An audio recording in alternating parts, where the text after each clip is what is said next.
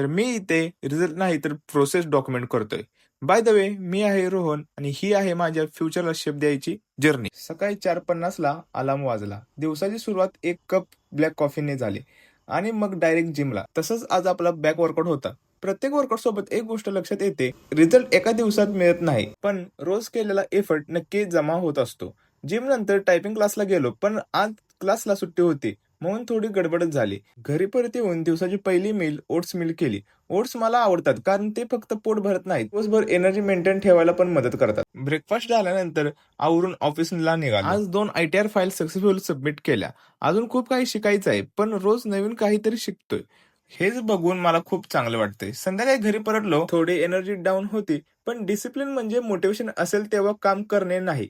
Discipline म्हणजे motivation नसले तरीही काम पूर्ण करणे. त्यामुळे ॲप्स वर्कआउट स्किप केला नाही.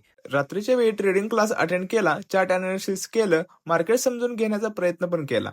खूप लोक रिझल्ट तर बघतात, पण मला ही प्रोसेस डॉक्युमेंट करायची आहे. कारण एक दिवस यश मिळालं तर मला मागे वरून बघायचं आहे की ही सुरुवात कुठून झाली. भावानो, हाच होता आपला बिल्डिंग ऑफ माय फ्युचरचा डे 2. कसा वाटला मला कमेंटमध्ये नक्की सांगा.